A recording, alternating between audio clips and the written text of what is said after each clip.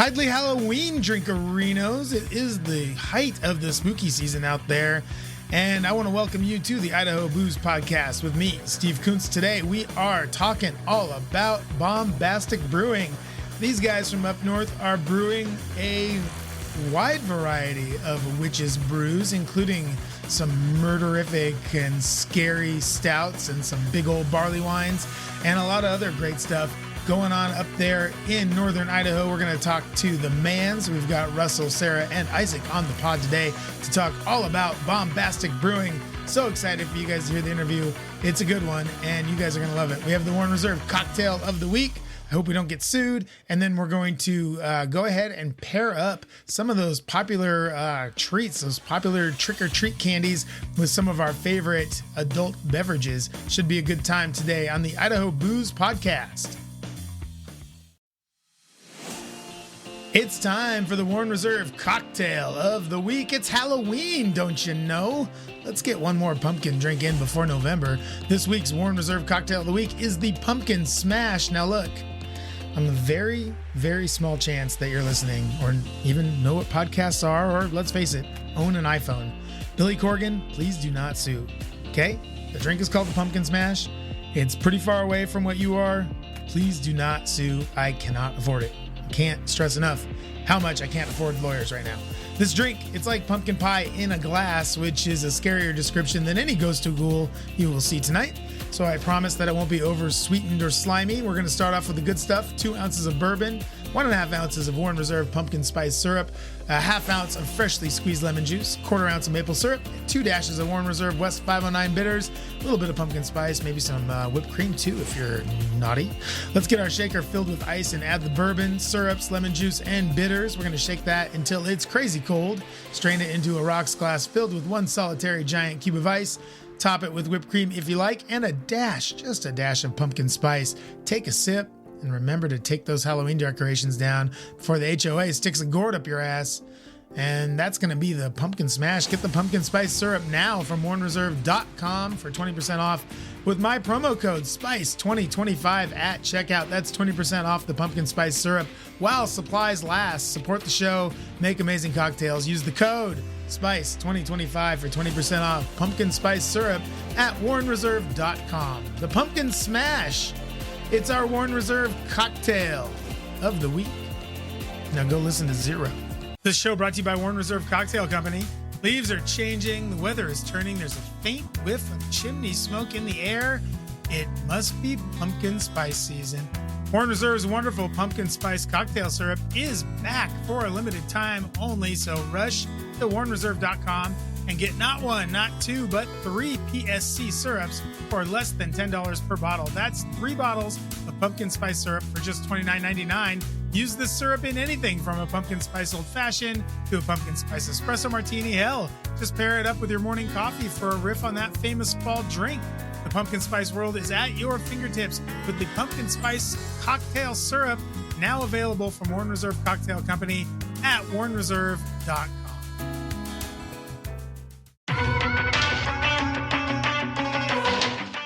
Welcome back to the Idaho Booze Podcast. I am your host, Steve Kuntz, and we are talking about candy. Give me the candy.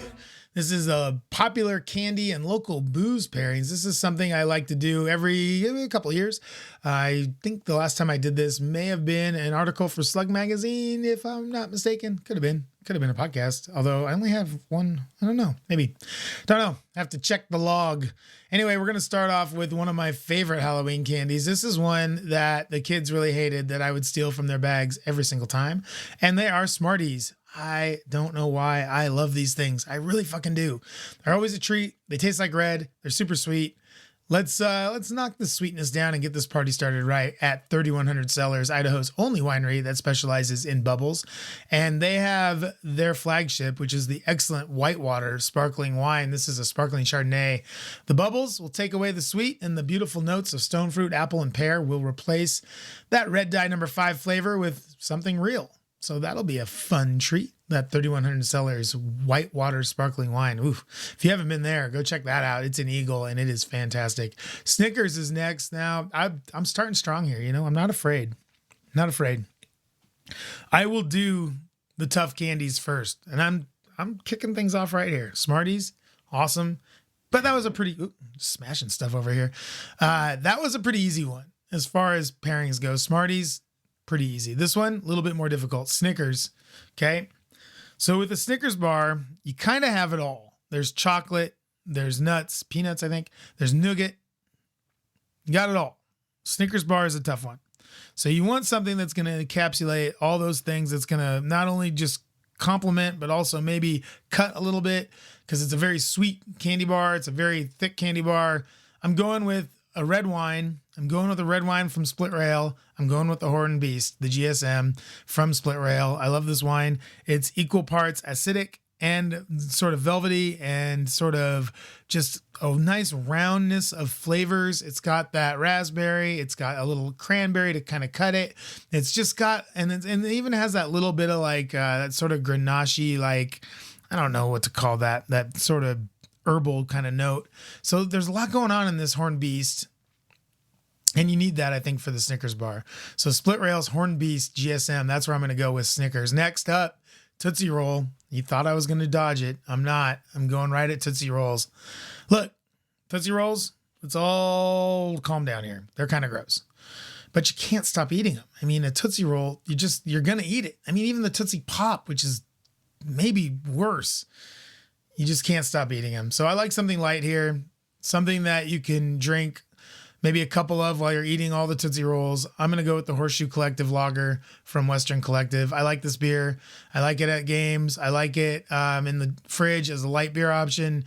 And I think it'd be really good with these Tootsie Rolls. I think it'll really like complement well and make it so that the Tootsie Roll goes down maybe a little bit easier. Next up, Mike and Ike's. Controversial Mike and Ike's. Fruity and fun. But there's sort of one note. I don't know that the green tastes all that different from the red. Do you like the Mike? You like the Ike? It's tough decision. So you need something to sort of pick up the flavor. I really like white wine here, but maybe also not a white wine. Maybe something a little different. Maybe something like Ren from Veer Wine Project. Maybe something like Ren, an orange wine, something a little sour, a little bit more body than a regular white wine, a little bit more flavor. I think that would be really nice. So Ren from Veer Wine Project. Oh man, that is a great wine. You're going to love it. If you haven't had Ren yet and you like, let's say you like beer, like maybe sour beer, give Ren a try. I think you'll enjoy that one. Skittles are up next. Tasting the rainbow here. Look, I love Skittles. This is probably one of my favorite candies. Maybe my favorite candy. Lots of sweet, lots of fruity, lots of flavor here. I believe I am one of those ones that believes that each one tastes like a different thing. I might be wrong, but that's just my belief system, and I'm sticking with it. It makes me feel good. It makes me feel like I'm grounded. It makes me feel like I'm in control. So we need something sour here to go with the rainbow, to go with Skittles. Let's see what our friends at Lost Grove are doing right now. We're going to check out their tap list. And it looks like they got a blackberry sour. Blackberry, that would go pretty good with Skittles. It's a new flavor. It would add more fruit while the sour of the beer sort of bites off some of that sweet. So we're going to go with the Acid Raindrops from Lost Grove for this one. That's going to be an awesome pairing with Skittles. I'm not going to lie. That's pretty good. You guys are going to like that one. Next up, nobody lay a finger on this guy. It's my Butterfinger. I like Butterfingers. They're good. Salty, peanut buttery, chocolatey. It's got it all. God, peanut butter. You know what? I think Butterfingers get lost a little bit. Dude, who goes out and buys a Butterfinger in the middle of like July, right? I don't know. For my money, Butterfinger, pretty fucking good. So let's do, we got a new beer here from Barbarian. Of course, we're going to go Barbarian, obviously. Peanut Butter Bits, their new peanut butter. I don't know what kind of beer, how to characterize that. I think it's a golden stout. So we'll go with that. Barbarian Brewing's new peanut butter bits here for the Butterfinger. Don't lay a finger on it. Get that peanut butter bit. Next up, caramel apple lollipop. You guys thought I was going to get away from it, didn't you? You didn't think I had enough in me to go after this weird lollipop with the caramel on top of it. The thing about these is they're really good. Fucking great. Love the caramel apple lollipop. Pairing feels a little on the nose, but I'm going to go with my current favorite cider from my current favorite local cidery. That's right, Uncharted Semi-Dry Imperial Cider from Merriweather. It's dry, it's sweet, it's 8.5% ABV. Perfect for a fall night or for trick-or-treating or any one of those things. So yeah, Uncharted with the caramel apple lollipop. That's going to be a nice one. Whew. Wish I had one of those right now. Twix. This is a tricky one. What do you do? Do you pair the left side or the right side? Is that still happening? I don't know. I'm going booze. We're going to go with whiskey, obviously. Whiskey and chocolate. I mean, come on. So Koenig's Excellent 7 Devils Sunny Slope Honey Whiskey. You guys had this thing? So good. It's got a little thickness to it. It's got a little body. It's got that kind of smooth, sweet honey flavors from hives on the property, by the way. Get all the honey right from there. It's going to match really well with the caramel and whiskey. The whiskey and the chocolate, like I said before, just a perfect combo. I don't know.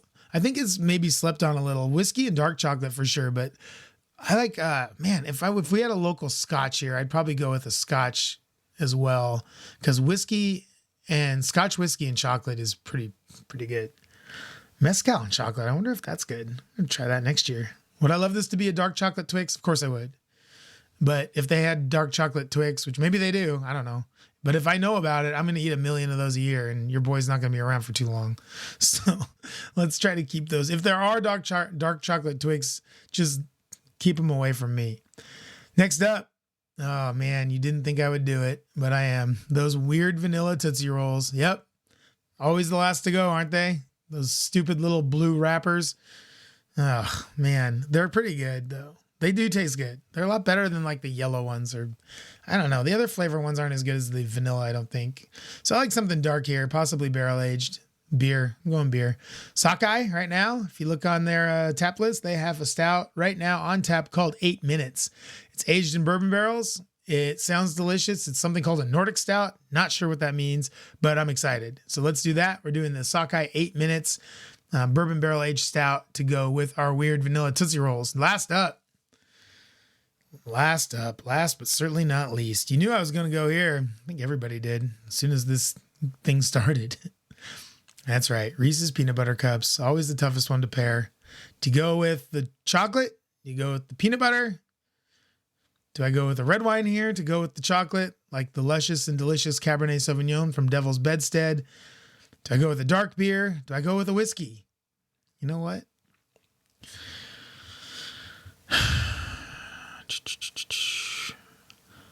I'm going to go with the Cabernet. I'm going to go with the Cabernet from Devil's Bedstead. I think that'll be a really nice choice to go with it. I think it's going to be luscious. It's going to be a little bit acidic. It's got the tannins in it that sort of give your mouth a little bit of a thirst. The peanut butter is going to be really nice, going to go really nice with some of those flavors. The chocolate is going to go awesome with the Cabernet. And I think if you have the dark chocolate Reese's Peanut Butter Cups, you're going to be in a pretty good spot with that. Now, if I went with a dark beer or a whiskey, I don't know. What local whiskey would go good with that? Maybe that, you know what I'd go with is that, what is that? That up north, they have there's not, it's not sugarcane. Their spirit, their neutral spirit. Really good. That would be really good with it. Dark beer. I would look at like, probably something like Powerhouse Porter from Sockeye. Not to, going back to our friends at Sockeye. Powerhouse Porter would be good. Mutton Buster from Payette would be good with this. There's a lot of ways you could go with Reese's Peanut Butter Cups. Anyway, that is this year's trick or treat pairing. A little bit of candy, a little bit of delicious adult beverages, and how we pair those up. So we're going to come right back. We have Bombastic Brewing on today. These guys, the Mans, awesome last name, 2 N's on there too. Awesome. Just well done all the way around. Russell, Sarah, Isaac, they're all going to come on. They're coming on the show. We're going to talk about their brewery, what makes their brewery a little bit different than other breweries, perhaps, what they're doing as far as big beers go, their local offerings, where you can find them, all that stuff, everything Bombastic coming up next right here on the Idaho Booze Podcast. Fall is here, and that means football season. Gear up for your next Boise State or Idaho Vandal tailgate at Treasure Valley Chevron. Find propane, charcoal, wood chips, hell, even barbecue tools to cook up the best pregame snacks for you and your family at TVC. They have the best selection of rubs, sauces, spices, and TVC also carries a huge assortment of hot sauces, perfect for spicing up those hot dogs and hamburgers. Need some liquid encouragement? TVC has a huge selection of ice-cold beer, ready-to-drink cocktails, seltzers, and sodas to fill the cooler up right. Get to Treasure Valley Chevron at Beacon Light and Highway 55 or I-84 and Gowan Road to get set up for your next tailgate. Welcome back to the show. We are here with the whole crew from Bombastic Brewing Company. We got Russell, Sarah, and Isaac, and Carol, it looks like, all on the chat. How are we all doing today, Bombastic Brewing? Woohoo! Doing good. Good. Pretty great. This is going to be a lot of work for me because I'm not that good of a host. So I have a lot of people to wrangle here. I'm going to do my best. I can't promise enough time for everybody, but I'm going to do what I can, okay? Sounds good. All right, let's start with your brewery. You guys are basically located up in northern Idaho in Coeur d'Alene, but you're not really. So go ahead and tell us a little bit about Bombastic Brewing and kind of what your guys' the way that you guys kind of shine differently in our Idaho brew scene. Well, we joke that we are everywhere and nowhere because of that. But where we're based and licensed and everything is in northern Idaho. And that's where we did originally get started anyways, when we had a legit little brewing system and everything like that. And we were making all our own stuff. So it's technically accurate. But then we do partner brewing. And so when people say, the very typical, oh, well, where are you located? I'll go visit. And it's like, do not do that. You cannot visit us. Yeah, come on over. Right? Yeah, we cannot host anybody because we're there. It's just for cold storage and stuff right now. So we don't do the typical start a brewery and restaurant, or even just a brewery that you could tour or anything. We don't do that because we back in the day we used to own a wine and beer store and we did that for 10 years, and we got very, very familiar with how the business works for wineries and breweries. And I'll kind of kick it over to Russell because he is the brainchild of what he foresaw for the future of breweries, and that's what we're living now. Yeah. So 10 years doing retail and getting to know every single brewery in the world, it seems like, and talking to brewers, and just saw how the typical path is like three guys get together and they love to homebrew together, and they open a brewery, and they start by going $500,000 in debt, and they usually have wives that are like accountants or nurses or something with a steady job and health insurance, and they basically lose money for a while their wives cover the bills, and then eventually they can't keep losing money anymore, and the business goes defunct, and everybody gets divorced, and it's a total disaster. Oh my God. That's like a scorched earth version. Oh, good Lord, Russell. But it happens a lot. And then there's the businesses that are successful, and you have everybody gets divorced. I've seen it too many times. So then the successful version is you start with that $500,000 in debt and a 7-barrel brewing system because somebody decided that was the size to have a brewery, and you do really well, and you need to make more beer because there's enough demand. And now, instead of being $500,000 in debt, you go and build a 15-barrel brewery, and now you're $1.5 million or $2 million in debt. And this just keeps getting worse and worse as you scale. And so we're like, I was thinking, how do I do this? How do I start a brewery that doesn't do that thing? And so I was inspired by McKellar and Evil Twin, which if anybody's been around long enough, they might remember those guys. They would just go start batches all over the place and get them brewed everywhere. And then I was also inspired by Sam Adams, Boston Beer Company. They actually didn't own their own brewery until they were at 250,000 barrels of production. And the only reason they bought it was the people that owned it they didn't want to do it anymore. So Sam Yeah. Adams like, I guess we'll buy it. They probably got tired of Jim Cook hanging around bothering them all the time about how bad their beers were. Something. His book is a fantastic read, by the way. If you It haven't is. read it yet, I can highly recommend it. It His is. and Ken Grossman from Sierra Nevada, his book is also a great read. Ken And Grossman, also hell of a guy. hell of a Nice guy. guy. And they both did things completely differently. You read Ken Grossman's. Why did I even want to get into a brewery business anyways? That's where Ken Grossman comes in. With our retail shop, we sold an absolute grip of Sierra Nevada. And I was invited to their beer camp, their industry beer camp. So of course everybody knows about their homebrewer beer camp, where you send in your recipe or your sample, and then you get picked, and then they brew it professionally and put it out in the market. Well, they were also doing, and I don't know if they still do it, but they were also doing every 2 weeks would be a new group of industry people, so distributors and accounts that supported Sierra Nevada throughout the whole supply chain. What was that, 2012 maybe?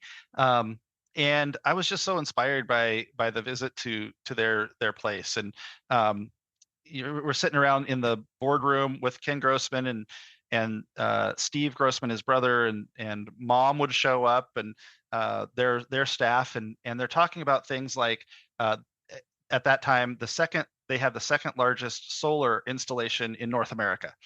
And I was like, that's really cool. And then they were talking about their water reclamation, like their entire water system, and how much they reclaim. And they have it's like this giant metal gut that takes food waste and different things in one side and puts fertilizer out the other side, that then goes back onto the hop crops that they're growing there, and like all this sustainable type of stuff. And I ask Ken Grossman, I'm like, man, you must really care about the environment, like that's really cool. And he goes, yeah, but check it out. My electricity bill, because of the solar, is like 30% of what it used to be. My water bill is like 15% of what it used to be because of all this reclamation. And he got into how the business of beer can be more sustainable by doing these things. And that was that's what lit me up. After we sold our bottle shop, I'm like, okay, I've got now a decade of experience in this world. I don't really want to waste that. Also, I love the people in the beer business, and I can see how everybody is growing and spending all this debt to grow these big systems, and the market, like the math doesn't work. The market can't keep growing at the pace with everybody expanding the way they are. Like it just can't. It's impossible. And what I really wanted to do is bring those same sustainable principles, but into the business model. And so that's where the Partner Brewing came from. So inspired by Sam Adams, McKellar, and then Sierra Nevada, but not because Sierra Nevada actually did it, but because Sierra Nevada showed how business, how sustainability can be a business principle. And so when we got started here in Idaho, there were breweries that were doing some Partner Brewing, but it was in the gray area. And when we went and got our license and we're like, okay, we're about to, do some Partner Brewing, Idaho State Police said, no, you're not. That's illegal. The fuzz came down on you? Yeah, they said no. That's ridiculous. So at that point, we were brewing on, I think we started with 25 gallons at a time. And then I think we got ourselves all the way up to 50 gallons, and we were. Well, wait, let's not glaze over that. Like, why was it illegal for you to? I mean, can anyone else do that? Can any other company go in and use other people's equipment and make stuff, or is this just because it had like a tiny little bit of alcohol in it? Like, what was the reason why you couldn't do it? Yeah, so the reason people had been doing it and it wasn't being a problem was that there was just nothing in the law saying no. Then when Anheuser-Busch bought 10 Barrel, if you can remember back that far. I can. 10 Barrel has a place in Idaho, as we all know. It's kind of a rockin' joint. And the wholesalers, the distributors in Idaho, in my opinion, it was a bit of a reactionary, overreaction or something. Their worry was that because of the way Idaho's law has been, a brewery is allowed to sell directly to a customer. They're allowed to sell to an account, a bar or a restaurant, or a store, and then they're also allowed to sell to a distributor. The worry was that all of Anheuser-Busch's products would then be sold through the 10 Barrel location in Idaho directly to accounts, customers, and bypass the distributors. I forgot about that one. In my opinion, $100 billion or whatever international Belgian conglomerate was probably not, honing in on the Idaho distributor market. That probably wasn't their game plan to get rich. Okay. But what the wholesalers did was get a law passed that said that what they were trying to do was say any other brewery can still do what they're doing, but they wanted to restrict that from happening. So they said a brewery can only sell to an account beer that was brewed on their premises. So they got that law passed, and then when we went to do our thing, we're like, okay, we're gonna hire another brewery to make the beer, then we're gonna take it and sell it to an account. And that was where the state police were like, oh, that's actually now against the law. You can't do that. It doesn't make any sense, because we would do that. We would brew whiskey for Bardenay, and we would sell it back to them. I mean, they'd come in and brew it, and then we technically sold it back to them. And other places were doing Partner Brewing. Sawtooth was doing Partner Brewing. A bunch of other places were doing Partner Brewing. So it doesn't make any sense. Why specifically did you get flagged for this? Because when I was reading about this on your website, and awesome job on the story, by the way. It's fantastic. If anybody, go to bombasticbrewing.com and look at the story part. It's really, really good. So what happened? Like, how did the cops even get wind of what you were doing? Like, what happened? Well, I'll tell you what, I grew up in rural poverty in North Idaho, and I grew up not trusting the cops at all. I grew up in Tacoma in the 80s, like, But I did learn from the bottle shop business that it's actually a good idea to have a good relationship with the cops. So I don't try to do anything sneaky. I figured out that that's a better way to have a business, is to not be doing sneaky things. So I just told them, like, this is, this is what we're doing. That's how they found out what we were doing, because I just said, this is what we're doing. That's wild. I had some funny conversations with them because, like you said, it's bizarre. Why is this a problem? It's like, okay, how about if I had another brewery just brew the wort, and then I do the fermentation at our location? Yeah. And the answer from the Idaho State Police guy was, what's wort? Yeah. Weird. So they are regulating something that they clearly don't understand, but that's okay. I mean, it sounds like it held you back from achieving your dreams and your goals as a small business in Idaho, which, according to all the people that are in charge of Idaho, they want people to be small businesses. They want them to succeed. So it seems like they were standing in your way of those goals and those aspirations. Yep. So once we figured that out, it took us a little while to figure out that they were going to say no to that. And it was about 2018. And I started, I went and talked to our state representative up here, Luke Malik, and what I learned that was, I think, early 2018 or maybe it was 2017. What he told me was, it turns out that if you take a really good idea to the Idaho legislature and you say, here's a great idea, the answer is always no. That's how they start. The way to get something done, unless you work in ag. Well, that gets that. Yes. Well, and this is an agricultural product, it turns out. It is. It's true. So what he said is, the way to get something passed is you get a groundswell of calls for the same thing coming from all over the state at once. He says most people do it through a trade group, a trade organization. He said, is there do breweries have a trade organization? I was like, well, Luke, guess what? I just signed up for this IBU, Idaho Brewers United. It's our Brewers Guild. And at that point, Sheila Francis was running it. I said, I just signed up for this. I don't know anything about it. He said, call them. So I called up Sheila, and she says, yep, you just signed up. We have a legislative committee. I was like, okay, that's cool. She said, and now you're on it. Like, okay. And our That first sounds order like of a very business, Sheila conversation. and the first order of business, the first thing we're taking up is contract brewing, or what we call partner brewing. Mhm. And so that was literally the first thing. And so in 2018, when we went to try to get something sponsored, all the legislators told us that it's an election year. I don't want to rock the boat. And I thought that was Sounds familiar. kind of bizarre, because I would think if you wanted to get reelected, you should do something. But that's just me. Um, That's so a silly concept. crazy. So we got our ducks in a row during 2018, and in 2019, we were able to get sponsors in the House and Senate and get a bill passed. And it was just very simple to make partner brewing legal. And essentially, like, the wholesalers didn't oppose it, because that they weren't trying to make what we were doing illegal in the first place. They just did that by accident. They were trying to prevent AB InBev from selling Yeah. beer directly to customers. I will say though, I was part of that. Like, I was there for that conversation, because there was like several conversations, but there was one conversation where there was some pushback about it, maybe affecting other people's pockets, other industries' pockets.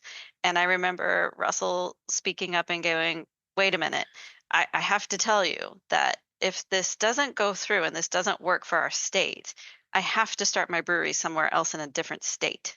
And that money and that economy leave this state. Do you understand that? And I remember it getting kind of quiet.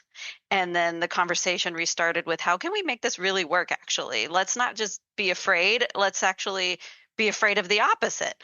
And so I just wanted to make that clear, because that was something really important, that something that partner and contract brewing does is creates opportunities. It doesn't really mess them up for others if you think about it in a whole. And I was proud of Russell for doing that. And so that's just a little something I enjoyed. Yeah, when I heard that. what a concept is. You told them that they would lose money and they changed their mind. That's and votes, possibly votes. To give Idaho a little bit of credit, we did the same thing when I was at Epic Brewing in Utah. We were going to open a brewery, a big brewery where we were, and we were going to hire more people and make it like a restaurant and everything. And the state of Utah was like, no, there's a school like a mile and a half down the street, and there's a couple people that own houses. They don't live in the houses, but they own the houses, and they're kind of against it. And we were like, well, it's going to be like 50 to 100 jobs and a bunch of tax money. And they were like, not our jam. So we took it to Colorado and we opened there. I mean, it wasn't, whatever. But so shout out to the state of Idaho for actually listening to some sense and doing something good about it. So you guys get this partner thing passed. You're able now to start kind of working on your business model and get it going a little bit better. So then what comes next? So the way laws work in Idaho, they usually take effect July 1st. So on July 1st, beer arrived from Sawtooth that they had made for us at the very first moment that it was possible. Awesome. And Sawtooth up in Haley and Ketchum. And Kevin and Paul are fantastic. We're still in touch with them, still friends with them. And we brewed with them for a while. And then they, part of the partner brewing concept for us is the synergies of the industry. Like when we partner with people, we're in for their success. So with Sawtooth at first, they were doing mobile canning. So a mobile canner would come up with their volume plus our volume. It got to be economically feasible for them to get their own canning line, and that reduced costs for both of us, and improved business. And that's the kind of thing that we're here for, is how those partnerships can make it work for everybody. So they actually, they got the canning line, and they eventually, I think it was their non-alcohol and seltzer products.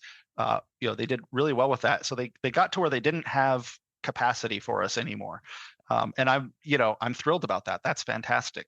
And so I'm not sure who recommended it, but somebody recommended we talk to Payette. And so we did. It's probably and Sheila. It could have been, because that's Sheila's brother owns that. Yeah. That's actually really possible. And Payette, of course, had done that thing where they had a smaller 15 barrel. Who took that over, that original Western Payette Collective. one? Western Collective. That's right. Okay. That's what I was thinking. So Payette had grown, and they had a 60 barrel brew house, if I remember right. And they went from 15 to 60, and that's, the math made that look like a good idea at the time, but then the market softened, and it was, so they had a lot of extra capacity.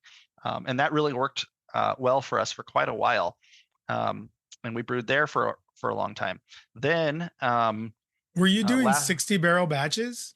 Yes. So wow. they had 240. They had two 240 barrel fermenters, and they had some 60 barrel and some 30 barrel fermenters. So we would do.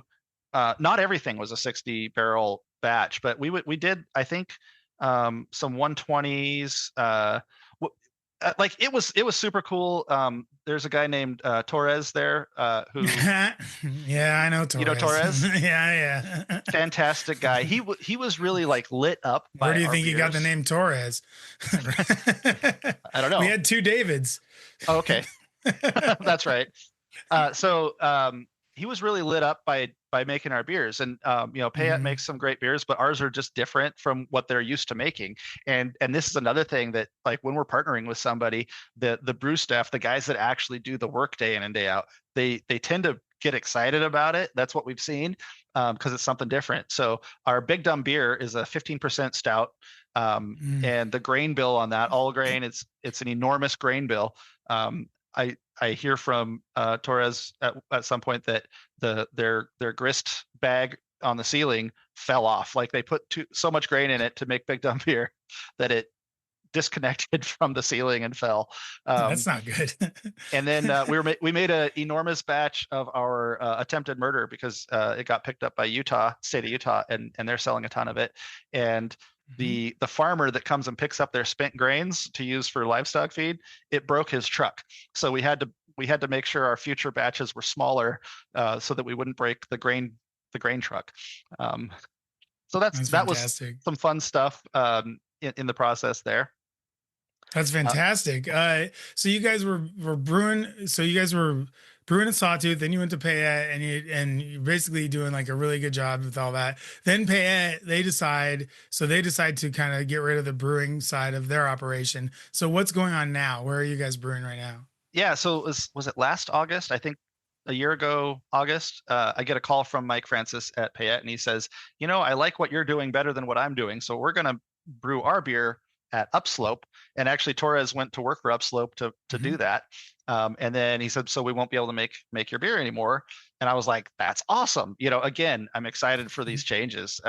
It helps everybody. So we went and visited and talked to so many people, including Uinta in Salt Lake, including Iron Horse that does Irish Death in Ellensburg.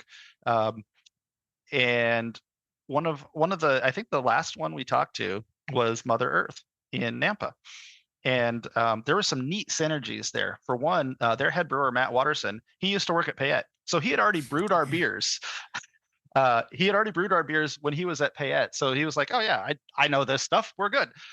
Also, it turned out, and I didn't know this until we got into the process, on our high gravity stuff, which a lot of our stuff's high gravity, Payette was getting the yeast from Mother Earth to do those higher gravity beers, because they didn't have a need for it most of the time. So so Mother Earth already had the same yeast. So like literally, nothing fundamentally changed in the changeover there.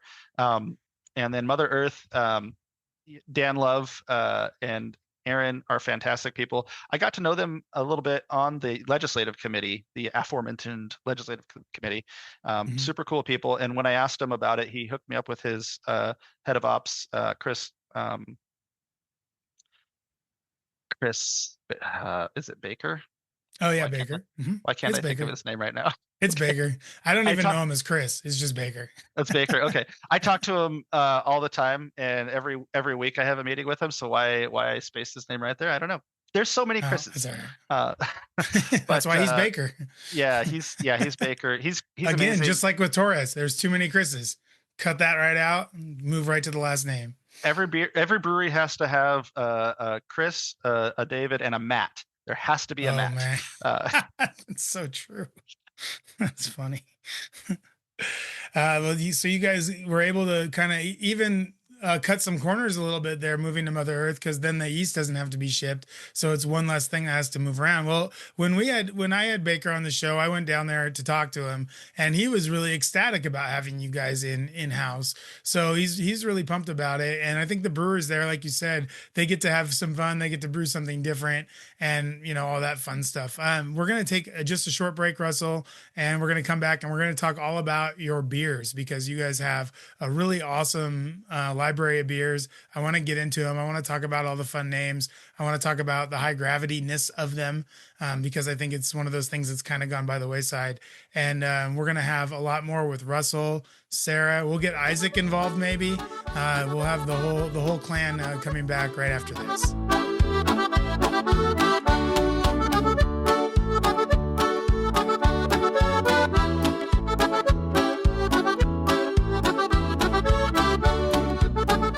This show brought to you by Warren Reserve Cocktail Company. Leaves are changing, the weather is turning, there's a faint whiff of chimney smoke in the air. It must be pumpkin spice season. Warren Reserve's wonderful pumpkin spice cocktail syrup is back for a limited time only, so rush to warrenreserve.com and get not one, not two, but 3 PSC syrups for less than $10 per bottle. That's 3 bottles of pumpkin spice syrup for just $29.99. Use this syrup in anything from a pumpkin spice old fashioned to a pumpkin spice espresso martini. Hell, just pair it up with your morning coffee for a riff on that famous fall drink. The pumpkin spice world is at your fingertips with the pumpkin spice cocktail syrup, now available from Warren Reserve Cocktail Company at warrenreserve.com.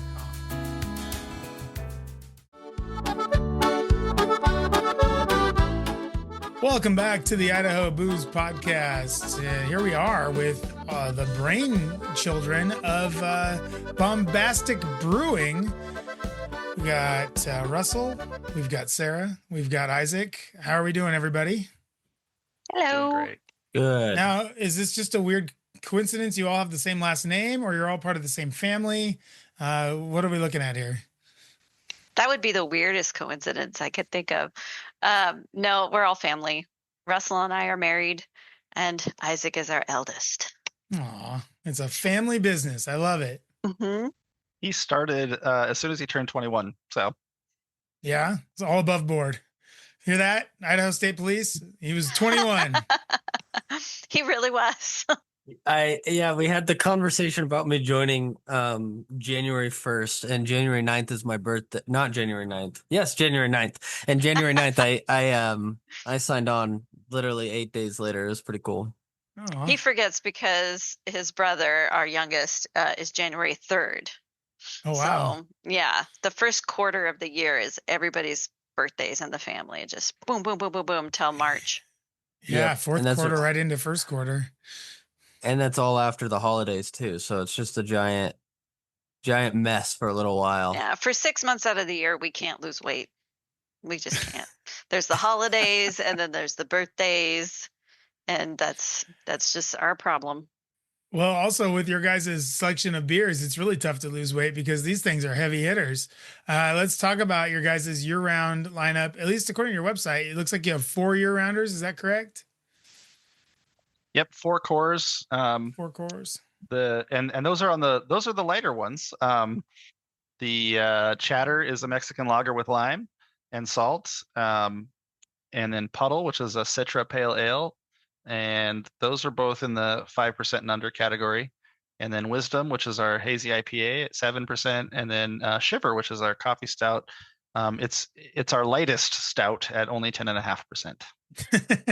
Just a little bit to get you going in the morning there. A little 10.5%. And I see you're using Thomas, or at least on this can, Thomas Hammer coffee, which is awesome. Yep. Let's talk about where these awesome cans.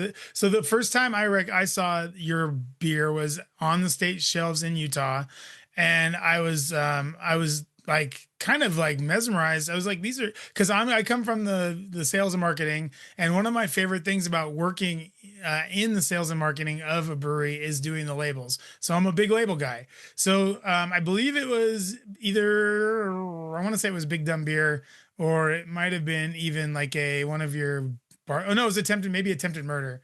And I was That's like, the one these on are the shelves such- at Utah. Yeah. Yeah, it was. I was like, these are such cool, clean designs. So tell me about your designs and kind of where they came from and how you kind of and where the names come from too. A lot of fun names too. Oh, absolutely. So the I'll talk about the names first. So most of the beers are named after collective nouns of animals. So Oh, the Murder of Crows is one that a lot of people are pretty familiar with. The cores that I just talked about, Wisdom is a group of wombats, and wombats have cubicle poop. oh, Good to know. Good that is information. a fun fact. Uh, Chatter is a chatter of Chihuahuas, which we thought Ugh, was awesome for the Mexican lager. that Um, sounds scary as hell. Shiver, our coffee stout, is a shiver of sharks, and since we do put Thomas Hammer coffee in it, they are hammerhead sharks. Hammerhead sharks. Very Um, good. and then Puddle is a group of platypuses, in terms of the Puddle. cores. So uh, how that came about was we were in Eugene for the Oakshire Day or Hellshire Day at Oakshire Brewing, and Matt Van Wyck, who now does Ale Song. Matt Van Wyck was the head brewer there. Fantastic dude. He had previously made Wooden Hell back in the day, and then so he made Hellshire at Oakshire. And when we went, because we had a bottle shop, he gave us these VIP lanyards, and everybody else was getting these little tiny thimble glasses, and we were getting a big old giant glass. And what they were doing for Hellshire Day was they invited all their friends with big barrel aged beers to come pour. And so it was all high gravity stuff, and we started sipping and quickly found ourselves inebriated and talking about what we were going to do for beer names. And that was where the collective nouns for animals came from, was from that very inspiring time. So I'll, this is something that doesn't really exist anymore. These high gravity fests. At least I haven't seen too many of them. I've been to a couple of them. I've been lucky enough to go to a few of these ones, and that is exactly the right way to describe it. You start sipping, and then all of a sudden, I don't know. This barley wine tastes like, I think it's more like 11%. I don't know if it's really 15%. Like stuff, right? Isn't that how it goes? yes, that's So exactly right. When you start questioning the ABVs on it, then yeah, yes, it's a bad that's sign. that's when you You're know you've started. Yeah, yeah, yeah. You look down, and you're like, I don't know. New Belgium, I don't think they're correct. I think this is feels light. So you guys are at this high gravity ale fest, and then so you just sort of like you're thinking, this is a lot of fun. I want to be involved with this. It seemed really funny at the time, and so we went with it. And then for the artwork, there's a tattoo artist. His name is Brent Foster, and you will see his signature on the cans. He's the guy that does our art.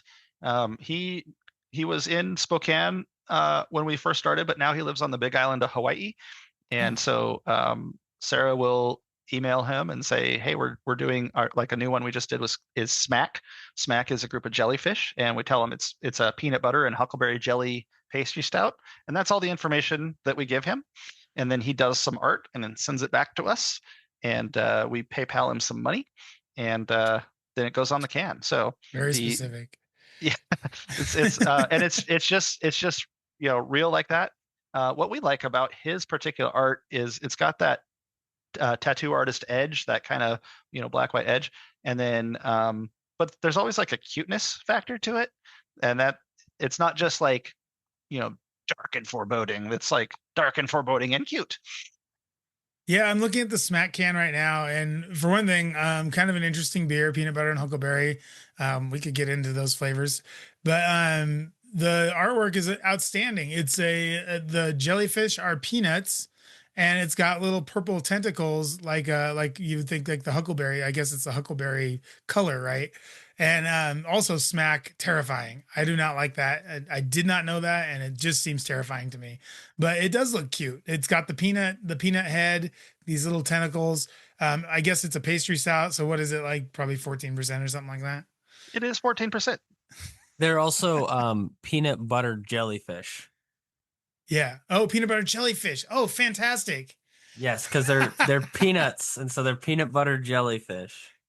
Fantastic. We like our puns and our word plays. This show is built on puns and wordplay. That's what we do here. So fantastic. God, peanut butter jellyfish. I can't believe I didn't come up with that. That's amazing. And it's born in the USA. And then we have some other things here. Let's see. Waddle breakfast stout. This one, is that a group of penguins as a waddle? I don't know. Yep. You got it. That's one of the fun things about the brand is trying to figure out what animal it is. Yeah, and they waddle. Amazing. So that's my favorite. There's some other animal groups, collective nouns that make no sense. And it's like, why are they called that? I'm not doing that. But some of them are just too cute to pass up. And, we have a new one coming out that I don't know if we're allowed to talk about yet, but it's my favorite name. Secrets. So we're coming up on Halloween here. Which beers do you think would go best in a grown up or maybe for the walk around the block? Like, what do you recommend? Personally, and I'll just say it first and get out of the way for everybody else. Attempted murder is vanilla and cinnamon, and it is just so cozy. And I describe it as like a not sweet cinnamon roll. And to me, that is just for this season, super cozy. Yeah, almost like a Mexican chocolate sort of stout, like with that vanilla. Well, and we and make cinnamon. we make a Mexican chocolate, and that's the murder of, it's just called murder, but it's murder of crows on there. And that one is selling well right now for the season and everything. And that's Mexican chocolate, so it's got the murder one nips. is really cool. The murder one, it looks like some bad deeds have gone down here. Yeah, they're one of the mean, crows didn't make crows. it. Yeah. They're mean crows. So we've got attempted murder, which is basically like, I guess, so it's without the chocolate, and with vanilla instead of chocolate, I guess. Yes, and without the chili. So there's chili. Okay. Yeah, so the spice that you get is from the cinnamon. So it's very, like I said, it's very like cinnamon roll instead of, because you're getting a little bit of that creaminess, and then the vanilla and the cinnamon is pronounced but not over the top. That's awesome. So yeah. What about you, Isaac? What do you think? Okay, for the Halloween time, it's starting to get cold, so I think sticking with the stouts are going to be your best choice. I'm gonna say the best one to walk around with right now, dealing with all the little kids running around, I would say Big Dumb Beer. You'll have a little bit more happiness that's going on because it's a higher ABV. It's at 15%. But it's still a big beer. You'll get warm inside, so you'll stay nice and warm, and you can deal with everybody a little bit easier. So that's my choice, is Big Dumb. Now, is Big Dumb, is that a group of craft beer nerds? Are they called a Big Dumb? Yes, 100%. The only time we don't follow suit with the groups of animal naming is kind of those extremely heavy hitters. The barrel aged and Big Dumb are kind of the ones that don't follow suit. There's a couple other special exceptions to the rule, but for the most part, they all have names except for those ones. Yeah, this looks like a bear on roller skates or something. Sorry, go ahead. Sorry. Yeah, he's just big and dumb, that bear. I think he's, if I remember correctly, he's like standing on a line in roller skates over a pool with a shark in it. Like it's just ridiculous. He put a lot of detail into that one. Yeah, it is. He did. He really did. And he's got I think he's holding a can of Big Dumb beer. It looked maybe in the picture. It's very meta. We break the fourth wall. Yeah, totally. What about you, Russell? What do you think walking around the block? I'm going with Smack, peanut butter and huckleberry jelly. Nice. Peanut butter and jellyfish. And what are some beers? Let's see. So we're in the autumn. We're firmly in autumn right now. So you have a couple. What are your two autumn beers, and what are those kind of like? We're still figuring out what's our autumn beers and what like seasonal. We're kind of getting better at it. Our Pandemonium is our peanut butter and marshmallow that we released a little earlier, and then at this time we just released Santa Claus for the holidays, and so that's a chocolate orange stout. obviously Santa's a little bit more winter than autumn, but with the way beer distribution works, you gotta get an early start on it. So Yeah, that's and what I'd say about that. I don't think crows understand when Christmas is anyway, so this crow could just be kind of confused. And then we just did Smack as our fall bigger beer, and then what's coming next is Mischief, which is a double chocolate chip muffin pastry stout, and that's a November release. So let's talk about where we can find these beers. So we have listeners all over the place. So where all are you guys distributed right now? What are some some highlights of your distribution area? What do where was maybe the first place you went? Where's the last place you've gone? All that fun stuff. I'll start us off if that's all right. So we have 6 states. We have Idaho, of course, Washington, Oregon. We've got Utah, Nevada, Montana. I think that's 6. Does that sounds about right? And did I say Montana? I think I said Montana too. You said Montana. Yeah, got you. perfect. So we're distributed in those 6 states, and with those 6 states, each one has their own problems, but there's also a lot of success that we're seeing in each state too. So for example, the easiest ones for if you're in Idaho, we're in the Super Ones and the Safeway Albertsons. Those are kind of the chain stores that are maybe they don't have the greatest selection, but you can find if you like what they do have, you can always find it there. But what really gets the craft beer enjoyers the best is we really pride on getting into those bottle shops that carry a huge selection.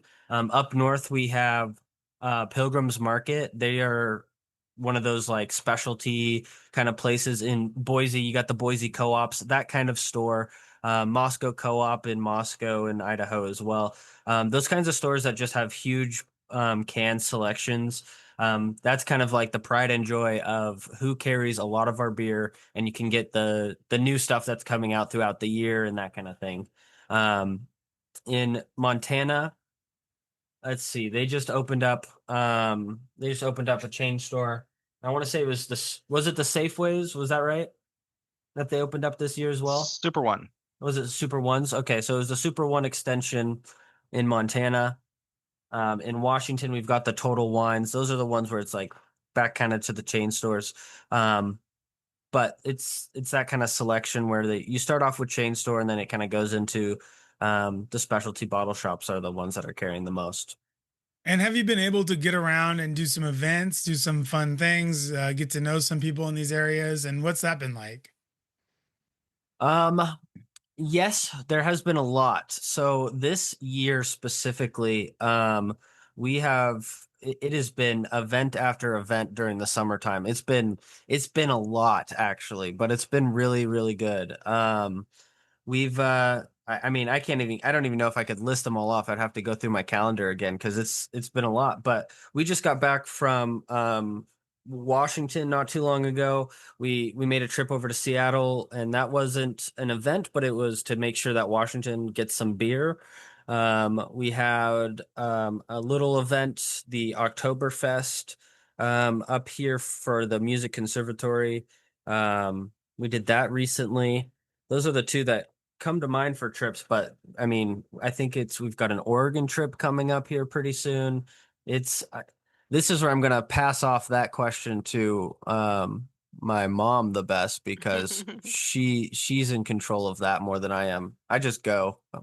Yeah, we kind of, I'm the logistics gal for that stuff, but we see every corner of Idaho, of course. So there's festivals in Sun Valley. There's stuff going on in Boise, of course. There's stuff in Idaho Falls. We visited Victor this year as well. And yes, we go down to Salt Lake and then we visit those surrounding areas. We were able to visit, not yet represented in Wyoming, but we visited Jackson and talked to some good people there.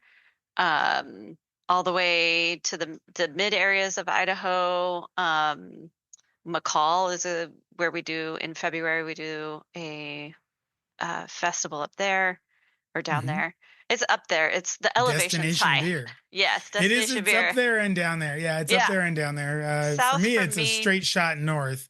But Yeah. yeah, for you guys, it's a straight shot south for sure. But South the and up. elevation is a little bit higher. Yeah, especially Yeah, for you landlubbers down there in the in Coeur d'Alene. You guys are dealing with right there at sea level. But yeah, so it sounds like you guys have done a really good job of getting out and spreading the word. I mean, that's actually how we came to be today, is because I was just like talking to Baker about it, and I'd actually wanted to have you guys on for a little while because I want to talk about this idea of you guys brewing all these big beers. So it's something that's kind of fallen off. It's not like as prevalent as it used to be back in 2010s, certainly. So what sort of lights your fire with these beers? What sort of innovation are you guys looking at? What sort of things do you do with barrels? What kind of barrels do you like to use? Stuff like that. What all goes into your guys' big beer program? Uh, Before we move on too fast, on our website we have icon of each state that we're in, and we have the like the stores, the major supporting stores, and then a searchable list for all the stores. So, Cool. two in the Boise area, I do want to make sure we highlight our Brewers Haven and Homebrew stuff. They both do an incredible job keeping everything in stock. But then yeah, so we love barrels. I love those big beers. We're doing things in Willet barrels right now. Ooh. We've done some different stuff, but right now it's Willet is what everything's going into. And it's kind of tricky. The market for the barrel aged beers has gotten a little like softer, a little different. I think there's still fans of the barrel aged beers. I'm one of them. But Me too. but the way it used to be was kind of like you could put piss in a barrel, piss in a barrel aged beer, and it would sell. I don't think that's true anymore. One of the things that I really care about is keeping the prices in a reasonable spot. We aim for our beers to get on the shelf. The barrel aged stuff is a $10 16-ounce can. And yes, that's more expensive than another kind of beer, but compared to these, like $30. It's not a $30 22-ounce bottle. yes, I exactly. mean, which is what we're seeing. Yeah, I wanted to get to that a little bit because I was at the co-op recently and saw a couple of those. And that $10 price point is fantastic. Like if you can get into right now, if you can get into a barrel aged beer for $10 especially for a 16-ounce can, something you can share or drink by yourself, probably drink by yourself. You can, yeah.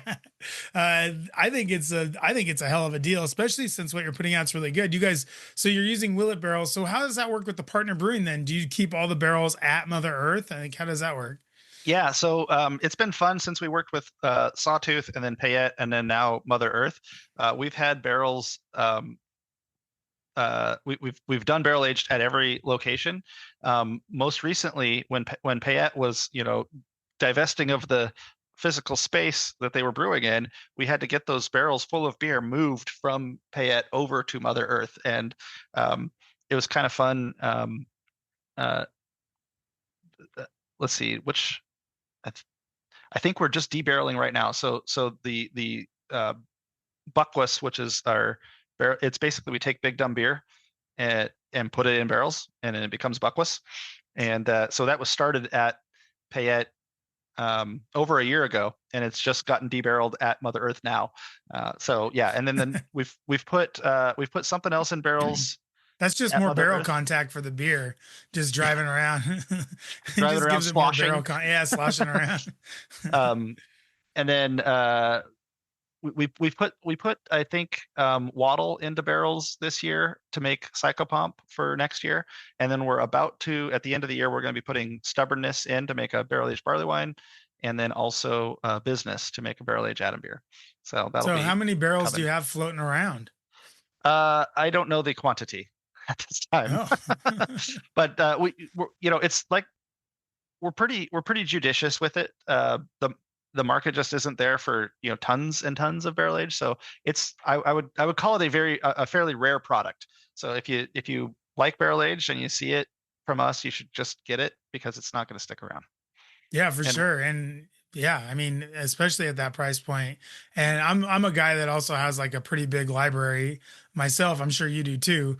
I feel like I feel like you recognize that. What are some of the barrel aged beers that you really enjoyed on your way to actually building this brewery and making your own? Yeah, last night we were actually getting into some of the library. We Nice. had some 2015 Black Tuesday last night, 2006 Abyss, the very first year of Abyss, we cracked open, a 2015 Rye Abyss. Abyss is probably, pedestrian as far as barrel aged goes now, but it was kind of a trailblazer in the category. I don't Um, think there's anything pedestrian about Abyss, especially if you age it. Like you can't drink it out. You can't drink it new. It's that's too true. hot. Too hot. But especially that rye one, oof, you lay that down It for a was couple of years, you got a nice beer there. I bet Yeah, that it was was really good. fantastic. It was really fantastic. We also did I think he means with just like it being rare or something. Like it just for a while there wasn't too hard to find, but yeah, it's Yeah. there's nothing like boring or regular about the beer itself. It was just like Oh as yeah, far no, they as made a something lot of it. super obscure and nerdy, um, it's not as obscure, which is a good thing. I think good beer should be out there. Totally. Oh yeah, yeah. No, no, that's what I was saying too. Like easy to find. Easy to find. um, And nothing wrong with that. I mean, thank you to Shoots for making enough. Like Yeah, appreciate it. I don't have to throw elbows to get it. Yeah, exactly. Yeah. I Do have the stood in yeah. line way back in the day for Pliny, so Oh I wow. yeah, way back.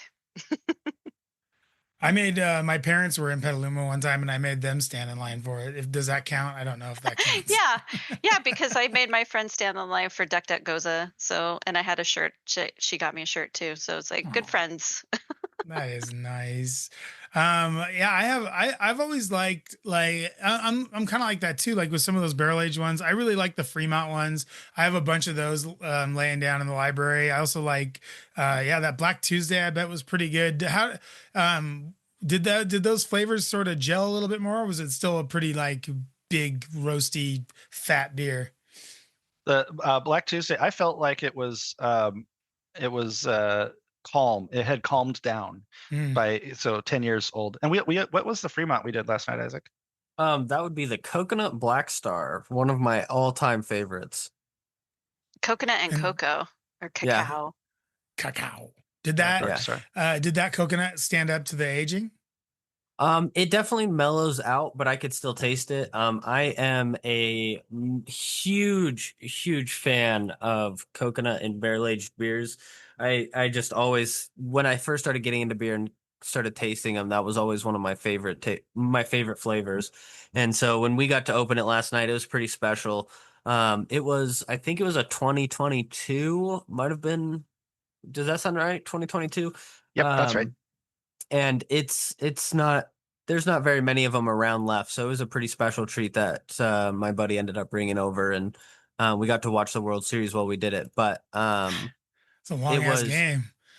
yeah, we had enough. The good news is we had enough beer for it too, so that was good. When you're sipping on what we were sipping on, it'll last you. Yeah. But yeah, it was absolutely delicious. Just a treat. And I've had Abyss before, but it was just interesting to try something and try these different beers that had been aged for a while. Some of them held up really well. Some of them they had like well, your dad calls it the Flintstone kind of taste, but Oh yeah, um Fruity Pebbles. yeah, and it you know, it's just fun to try them. At the end of the day, it's just fun to try these beers that see how they've been aging through all this time and see how they've held up, and it's a good And time. do you guys keep a pretty good library going of your beers so you can kind of see how that goes as well? We There is do our there is a very library. best. There, let's just say the library gets visited often. Is that a good way to Oops. put it? There's a lot of reading that happens of this library that we're talking about. We have Wondering. yes, Plundering.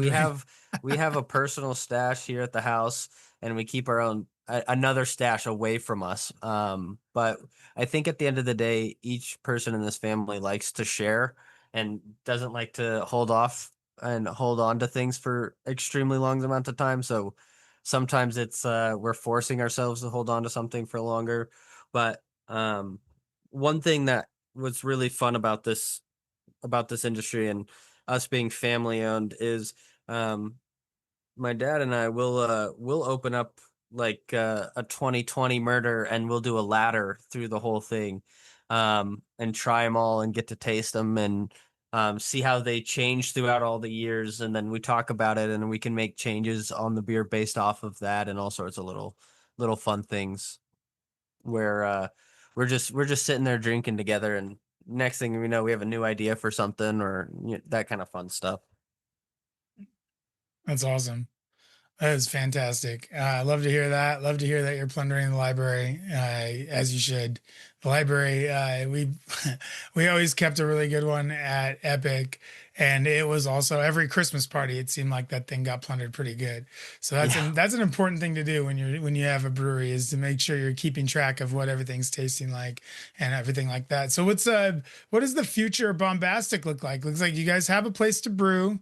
You guys have a few states of distribution. You guys have a few good off-premise accounts. So what do you think the future of the brewery looks like? Well, our goal has been and continues to be distributing in Idaho and the states that touch Idaho, and we have almost got that wrapped up. And the only exception right now is Wyoming, and the reason for that is Idaho and the states that touch Idaho are within driving distance for us, and we can support the accounts and support the market in those places. And then if we can get to that spot, then the plan is just to infill and just work on supporting accounts and improving. Another big part of this business, sometimes the beer nerds like myself don't like to talk about it, but chain stores drive the business. So we work pretty hard on chain store effort. It's kind of funny because the stuff that we're excited about, the big beers, those don't go to chain stores. But we try to also make stuff that works out well in chain stores. So that's an important part of the industry. Are they like 4-packs or 6-packs or whatever? I've only ever seen like them in singles, I guess. Yeah, so we package them as 4-pack 16-ounce. For the chain stores that do like the lower price stuff, they usually get sold exactly like that. On the stuff that's a little more expensive, highly recommend singling it out, because it's a lot easier for someone to buy a $5 can of murder than a $20 4-pack of murder if they've never tried it before. For sure. And so do you know where in I guess in the Treasure Valley and then up in Coeur d'Alene where we can find your year rounds? You already mentioned the co-op, and you mentioned Brewers Haven and homebrew stuff. So have you guys made any inroads to get, are you guys in the Albertsons in the Treasure Valley, do you know? Or because I'd love to get, like, for instance, your hazy IPA. I'd love to try that. And even the Chatter, even though I do not like the Chihuahua thing, I will try. It won't bite you. Well, I had one and she did often. So that's funny. The beer won't bite you. Yeah. So Albertsons, there's their specialty stores in the Treasure Valley. The one in it's 3195 is the store number, but I can't think of what town it's in. Oh yeah, like the marketplace ones. Yeah. There's one in Meridian. Yeah. There's one on Broadway. Sure. Yep. And I believe they're starting. I haven't. Our distributor recently got purchased, and so we're in a transition period. So I don't have access to good data right now. But I believe they started putting us in some of the other Albertson stores, the ones they call Supercraft Plus. Supercraft Plus. Yep. Yeah, so I think there's like a dozen of them now, It's but I just don't know where they are inside yet. baseball for everybody. Very inside baseball. Don't worry about it. Don't worry about the Supercraft Plus thing. Just let's go. Am I in a Supercraft Plus store? Moving past it. Your store is probably not one. And if it is, good for you. Yeah, let's not talk about how the sausage is made. Let's move on. And also, I'd love to try that Chatter, the Puddle, and then the Wisdom, all of them. I mean, they all look great. You have awesome labels. The beers that I've tried of yours are really, really good. I think I've had the Attempted Murder, and I've had the Murder, at least. I think maybe even I've had Wisdom before. So, and you guys are also doing keg sales as well?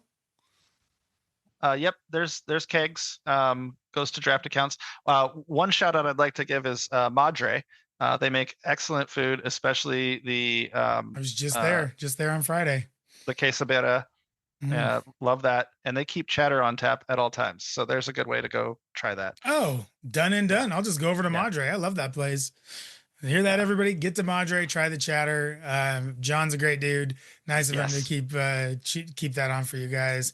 And thank you so much for coming on the show today. I really appreciate it. Russell, Sarah, Isaac, the mans. I really appreciate you guys coming on the show. Next time you're down in Treasure Valley, give us a shout out. Maybe come into the studio. We could do it again and do some beer tasting. How does that sound? I'm in. Hate that. Nice. I'll grab some stuff out of my library, and we'll see if it tastes like Fruity Pebbles or not. I think it'll be a lot of fun. We'll bring some library items with us. That's awesome. And if I don't see you before, I'll see you up at Destination Beer, which is being put on by IBU February at some point. I know you can go to Idaho Brewers.org. Is that what we're calling it? I think that's what it is. IdahoBrewers.org, and you can get tickets to Destination Beer right now for the low price of whatever it is. So thank you so much for being on the show today. I really appreciate it, you guys. And I hope we can have you on the show again sometime and do some more barrel-aged beer talk, because I love talking about it. Awesome. Cheers. Cheers. And we're going to be right back. Oh, no, thank you. No, thank you so much for being on. We're going to be right back with the, let's see, what are we going to do? Let's do the Boise Beer Buddies community calendar right after this.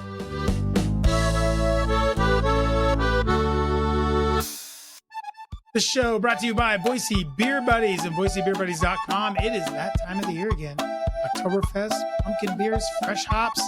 Don't get stuck paying top dollar for every single beer you're going to drink this fall. Be a buddy and get a Boise Beer Buddies card for the happiest time of the year for beer. Use my promo code BOOZEPOD to get a second Beer Buddy card for free. That's a BOGO BB. You don't want to miss out on all the amazing Oktoberfest, fresh hops, and pumpkin beers this fall. So be a buddy. Get your Boise Beer Buddies card today with my promo code BOOZEPOD at BoiseBeerBuddies.com. Welcome back to the Idaho Booze Podcast. We're going to sort of commingle the Boise Beer Buddies community calendar with our outro here, just to kind of move things along. Lots going on tonight. We've got Cafe Luciano's is doing Halloween. There's a party going on at Gold Tap Craft Beer in Mountain Home from 3 to 11 p.m. Love the 3 p.m. start time there, Mountain Home. Get after it. We've got the Rock Store in Nyssa, Oregon, doing a Halloween bread bowl at 4 p.m. Brewers Haven doing snouts and stouts. Not sure about the snouts part. What's going on there, Brewers Haven? But that starts at 4 p.m. 4 to 8 p.m. We have Dandelion Brewery is going to be open for Halloween. That's cool. Get out there, Melba. Get out there and support Dandelion. They're doing a great job out there. The brewery at Eagleview Landing is going to be doing donuts tonight from 4 to 10. God damn, that sounds good. Let's go do that. Looks like Mad Swede's going to do one last Halloween bar crawl here, 4 to 12 a.m., 4 p.m. to 12 a.m. Gerald Turner Brewing in Emmett is doing a beer trick or treat. That should be good. Dusty Rose is doing costume party tonight. And then Bert's Growler Garage also doing costume party. You know what? Make it a threefer. Head on over to Loose Screw after you hit up Bert's. Another costume party. That one going to 11 p.m. So you can hit all three of those. Check that out. Mythic Mead also doing something. Looks like 5 to 11:45 p.m. right on the dot. Halloween Hogs Mead night. I gotta think that has something to do with Harry Potter, I think. Lots of Halloween stuff going on. Go to BoiseBeerBuddies.com. Check out their community calendar and make sure you're getting your Boise Beer Buddies card. Use my promo code BOOZEPOD. You get a 2-for-1. So not only do you get a Boise Beer Buddies card for yourself, but get one for your best drinking buddy absolutely free. That could be a nice Halloween gift, a little trick or treat for your best drinking buddy. Wrapping up the show, thanks so much to Russell, Sarah, Isaac, Man from Bombastic Brewing. I really appreciate you guys coming on the show. Awesome group of guys. Make sure you're supporting them. Get their beer. Check them out. The Almost Murdered, the Murdered, all their other beers. Really, everything I've had from them has been really good. And I'll tell you this is like kind of sort of the best thing I can say is that when last time I was at Mother Earth and I saw Baker, you guys know him, right? He's the director of brewing operations over there at Mother Earth. Baker was like, look, man, we're doing these beers for this guy up north. You got to try one out. They're really good. His recipes are on point. His brewer, Jake, loves making them. And so he gave me a few of them and I tried them and they were I think I got Attempted Murder I want to say Murder. I got a barley wine, some barley wine. It might have been the anniversary beer. Anyway, all tasty, all really good. So you can find those at the co-op. You can find them at Brewers Haven. You can find them wherever fine beer is sold. So make sure you're checking those guys out at Bombastic. Want to thank all of you for listening. Fun show today. Trick or treat options with the beer and candy pairings. Make sure you use those. Those are on point pairings. I stand behind those pairings 1000%. You guys are going to love them. Thank you so much for listening. Like I said before, make sure you're going to warrenreserve.com. Support our sponsors, warrenreserve.com, Treasure Valley Chevron, Boise Beer Buddies. Go to warrenreserve.com. Use my promo code SPICE2025. Get 20% off that pumpkin spice syrup while supplies last. That shit's got to be almost done because we're just about done with pumpkin season here. So if you need that, go and get it now. The drinks that I made with it are really, really good. Fantastic drinks. And prices are right. Go check that out. warrenreserve.com. Use my promo code SPICE2025 and get 20% off that pumpkin spice syrup. We'll have something new for you. Coming up next week, we have, what are we doing next week? I think we're going to have Michelle Houston on. She is really cool. She makes this this booze alternative. It's an NA booze product, and it uses CBD to kind of mimic the effect of alcohol. And it's a really neat product. She's a really cool person. You guys are really going to love her. She's awesome. And we're going to talk all about NA beverages. I'm going to go over some NA beverages that I've tried and liked, and some ones that I think have kind of not so great. And we're going to do that. The whole show, we're just going to kind of NA it out. And for our friends that love the NA, growing more and more. I mean, fastest growing sector in the adult beverage business. So, lots of people are into it. Why not do a show about it, I say? And it's the beginning of November. Nothing else is happening. So we're going to do that next week. Michelle will be on, and that's going to be an awesome interview. You guys are going to love it.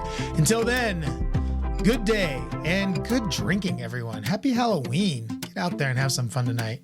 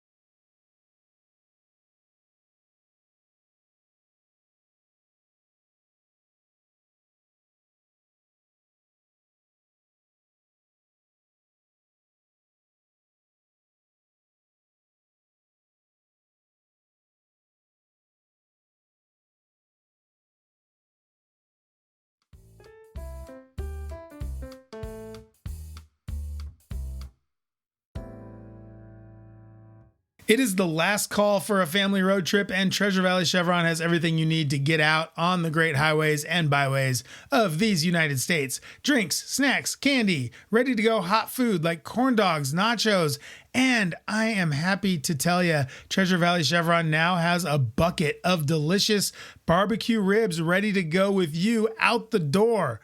Now, I'm kind of a barbecue guy. And when I say that, I mean I'm a real big barbecue guy. And so I'm telling you, these ribs are fall off the bone, finger licking good baby backs. And you know that's the truth. Get these ribs plus amazing deals on Idaho made beer and wine and any other thing you need for that last family getaway at Treasure Valley Chevron at Beacon Light and Highway 55, I-84 and Gowan Road.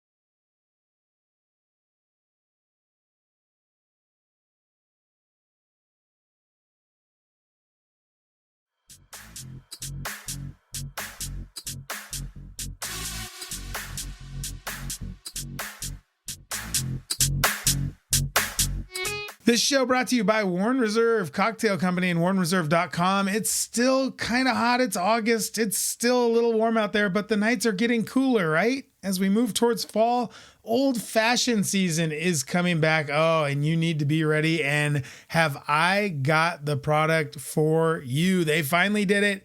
Adrian and Danny at Warren Reserve finally put my old fashioned kit up on the website. It is there. You can go and buy my old fashioned bundle. This is going to be the burnt sugar syrup. Amazing. So good. So much better than regular simple syrup. Just an amazing flavor, complex flavors, amazing with that old fashioned with any whiskey really, but really paired nicely with a nice like 100 proof whiskey. Really, really good. Aromatic bitters are on there. The Warren Reserve aromatic bitters different than the ones you're used to, a little bit more flavor, a little bit more sort of oomph in these bitters. And then my favorite, my absolute favorite bitter, the West 509 Almond Bitter. When I tell you that I love this bitter, I am not joking around here. I'm not essing around. These are the best. This is the best combination for an old fashioned. This is the kit that you want. WarrenReserve.com. Pick up my old fashioned kit. And I tell you what, I'm going to throw in a little deal here for you. Use promo code Idaho Booze 25, support the show, and get 15% off my old fashioned bundle. It's right there, right under my big fake picture. The old fashioned bundle, burnt sugar syrup, aromatic bitters, West 509 almond bitters, all at WarrenReserve.com. Go and get it today. Get ready for old fashioned season with me and my old fashioned bundle and promo code Idaho Booze 25. Get 15% off at WarrenReserve.com.